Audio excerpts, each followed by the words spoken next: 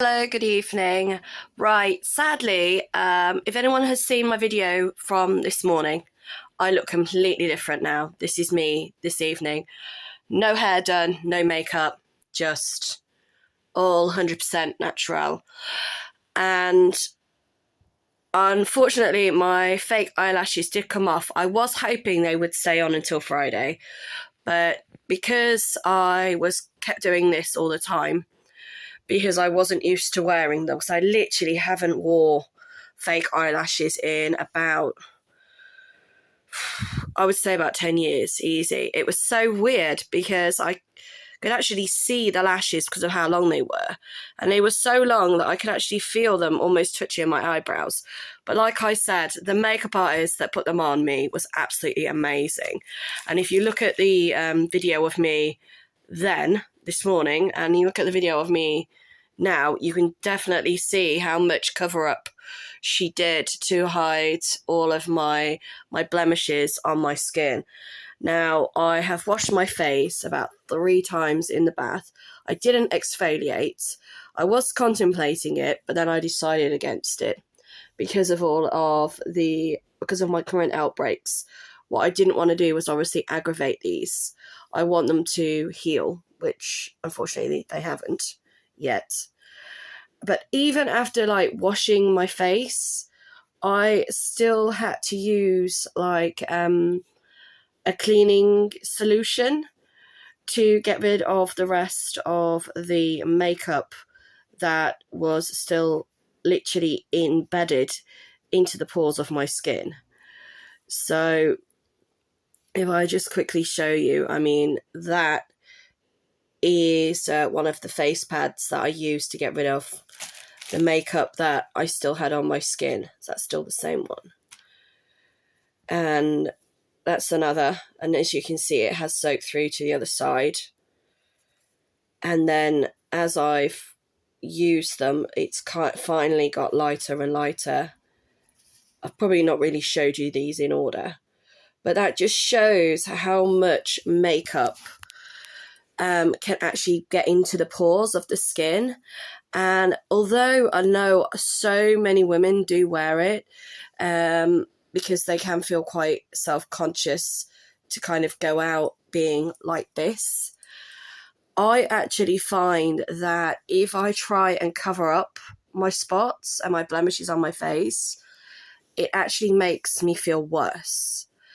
But yesterday was so different because I'd had somebody do my makeup for me who was professionally trained, and it didn't feel heavy or sticky or oily or greasy. It didn't come off straight away. As you can see, I've had to use all of these plus have a bath to get rid of the makeup, and even after sleeping in it, which I wouldn't recommend you do, it still stayed on. So you literally could hardly see any of these blemishes through the makeup that the makeup artist used on my skin yesterday. Now you can see obviously quite how shiny my skin is because that's my natural skin colour. My skin, it can be quite dry, it can be quite oily at times, which is another reason why I try to allow it to be. I do cleanse, I do tone, and I do moisturise at least once a week. But anything more than that, I just find it would just aggravate my skin too much because of my skin type. So again, it's just one of those things I've had to live with all my life. But when I did used to do modelling 10 years ago, before I had my children, before I was put on such a cocktail of different drugs by my GP, my skin complexion did vary. And I did have a few years where I had hardly any breakouts at all. Don't ask me why, they just didn't happen. And during those years, I modelled pretty much every single day of the week. I would model from 8 in the morning till sometimes 2 o'clock in the following day. And unfortunately, I have found certain jobs that I've done in the past have aggravated my skin a lot more. And so when I did used to model, it was one of them. It was like if I've not got a full-time job in modelling, I've still got to pay my rent, I've still got to pay my bills. And I found that my other jobs that I was doing were causing me a lot of dermatology issues. So then it was a bit of a double-edged sword, because I didn't want to give up my modelling because I enjoyed it. The pay was actually higher than national minimum wage at the time. But unfortunately, when my hours did drop to 2 hours a week, I just couldn't do it anymore. And for anyone out there who has been successful enough to continue in the art and media industry through their 40s, well done. That's all I can say. Congratulations. So, like I said, I really enjoyed the experience yesterday of seeing... I couldn't actually, to be honest, get over how young the makeup artist made me look. My skin looked very young, it looked very youthful. And I think there was even comments made on her social media platform. I think one of the comments that was made was actually someone saying, "Oh my gosh, how did you make somebody who was old look so youthful?" And it's like, well, it's called makeup, and it's called knowing how to do your job. You know, do you honestly think people like Helen Mirren or Dame Judi Dench look absolutely flawless and amazing in their at the age they are without some form of cosmetics? Don't get me wrong. I mean, some people who don't wear makeup all the time, they still have that kind of natural beauty. They have sort of grey, aged gracefully. But usually when you see a lot of film stars without the makeup on, you have to look twice to think, hang on, who is that? And again, you know, lighting, everything, when you're doing that for a living, it's knowing all the techniques, it's knowing all the tricks, you know, of what can kind of trick the eye in a way. So it wasn't just obviously about, oh, let's just put makeup on this person. You know, it was making sure that the makeup was the best product, that it was the best colour, that it complemented the person that the makeup was being used on, that they did emphasize a certain, you know, contour lines or, you know, parts of the face to sort of, with the makeup, change the shape of the face by using highlights and lowlights with the products. I mean, I know a little bit about this, but I don't know a lot because it's not my area of expertise. So yes, I can competently and confidently do my own makeup when it is required of me. But if I was given the opportunity to have a makeup artist on set for any of my work, pardon me, I would say yes, because they know what they're doing. And like I said, the young woman that I had the opportunity to help out yesterday, she was absolutely amazing.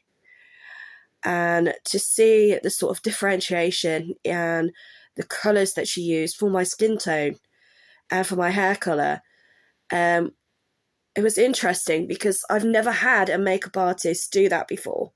Usually they choose quite natural colours for me. They kind of go down the whole pre-Raphaelitic look, especially when my hair was a lot fuller, a lot more thicker.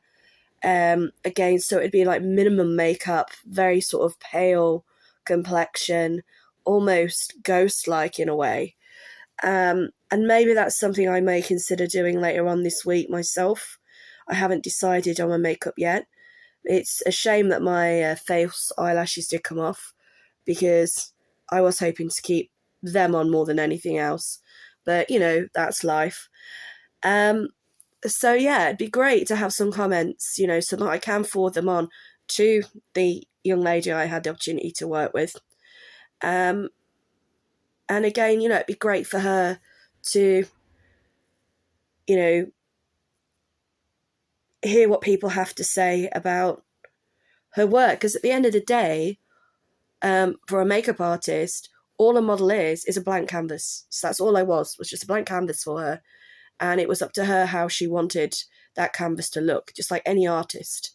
You start with a blank canvas, and then whatever you decide to put on that canvas, and then it's like your finished masterpiece in a way.